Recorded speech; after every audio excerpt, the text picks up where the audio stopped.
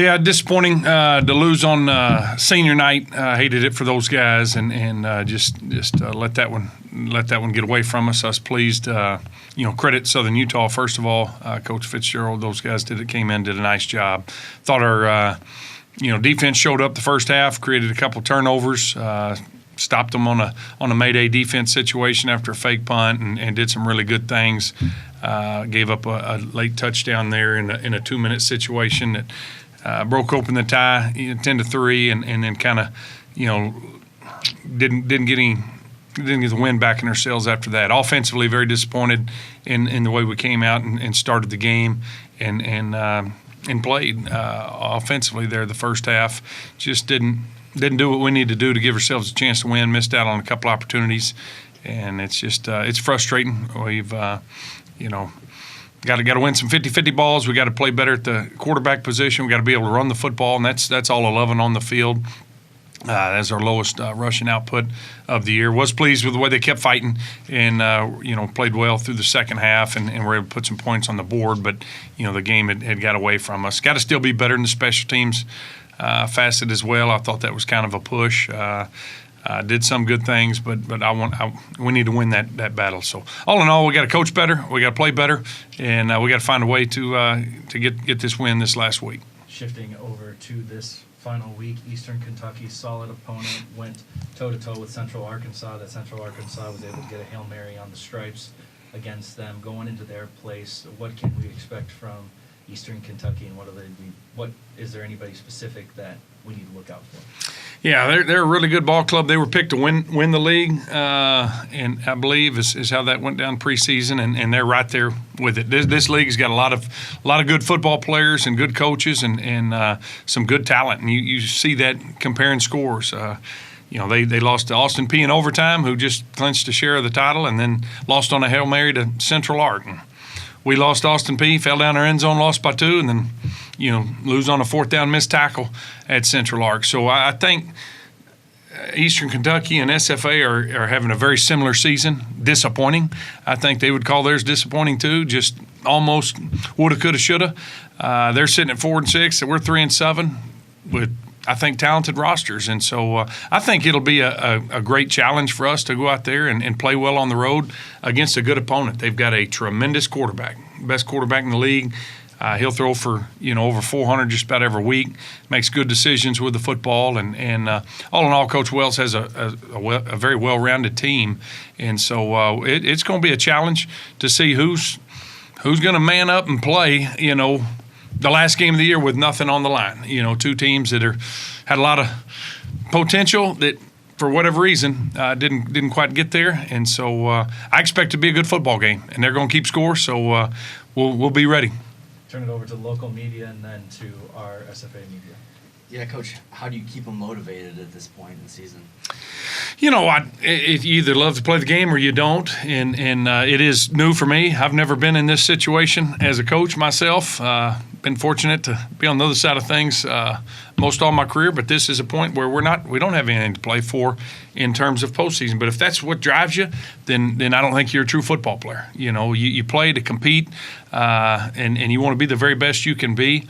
And I don't think the Lumberjacks have played their best football yet this season, and I think individually they'd probably all say that as well. And so those guys that are true football players, they show up and play. And if you see some guys that are tanking it or ready to check it in, you just don't play them or don't take them. And that's kind of I think the message that probably anybody would send. But if you're going to cash it in because there's not a prize left for you, then you can watch from home.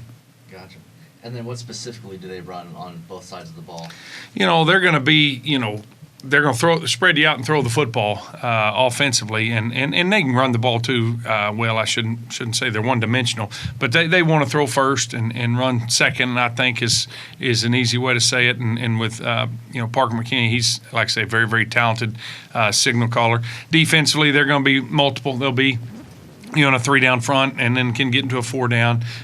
Very similar style of defense that we play here under Coach Moots. So that'll maybe give us some familiarity there offensively, having seen that through fall camp and through practice this year. Coach, take you away from football for just a second.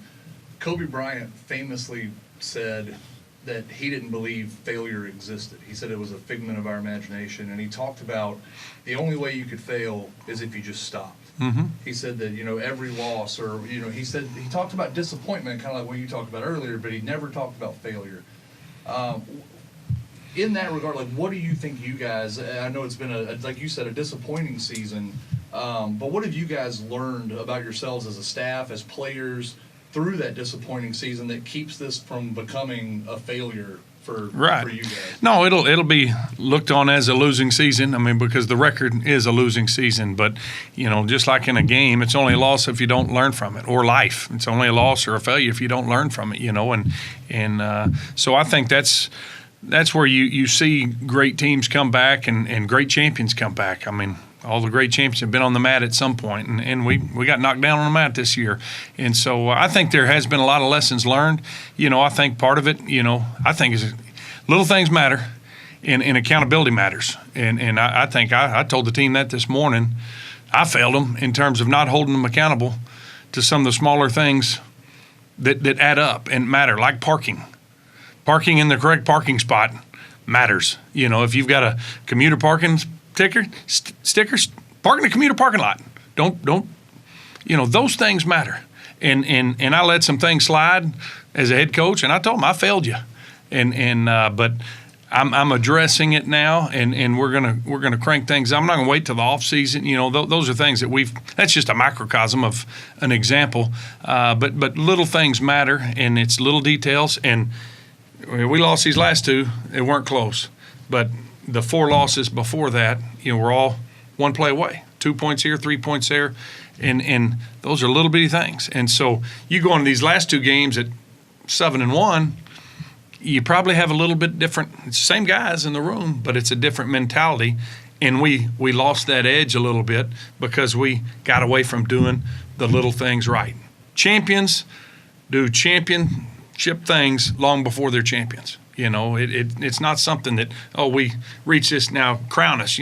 They've been acting and practicing and working and striving in championship style for a long time. And you can't be a champion on the field until you're a champion off of it. And I think we let some of those little things slip this year, and that's on me as a head coach.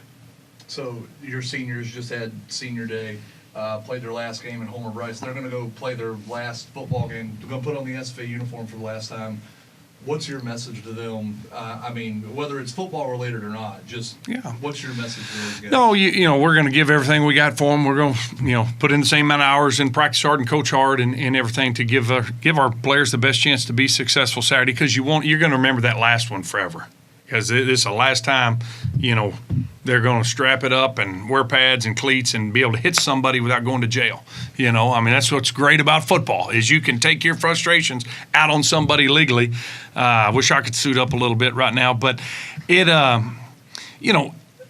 the finality of the year. But, I've talked to them too about football emulates life. And we got some of the very best kids on our team are these seniors, and they have done right. And they do right off the field and deserve to be champion, but we're not there. And so sometimes in life you do everything right, and life is not fair. And sometimes, life will knock you down.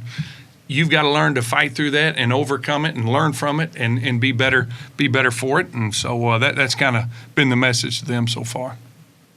Last thing, a little bit off topic, but also related. Another primetime Jacks last night, John Franklin Myers, huge sack against the Raiders. And we've seen Xavier Gibson kind of get slotted more into the Jets offense. How cool is that to see him, and specifically then John Franklin Myers? Oh yeah, no, I tell you what, the Jets, they're a heartbreaker. It was a tough one last night because I love the Jets because we got 2 Lumberjacks up there. But JFM's had a great year and had a big night last night. Had a couple big plays. Xavier, I know, had a few catches. He's playing a whole lot more. Had a couple third downs, converted first down catches, and they kind of limited him in the run game the return game with the kicks. But But fun to watch those guys. You know, Rayshad Nichols is doing well. He's on the practice squad with Baltimore, and you know, B.J. Thompson's still doing well with the Chiefs. So it's fun to tune in. We're working, but you get texts and updates, and you can always go back and find the videos on Twitter or at SFA Football. And so it's been fun to cheer those guys on from afar and see them have such great success. Well, thanks for your time, Coach. Good luck this weekend. Thank you, Axel.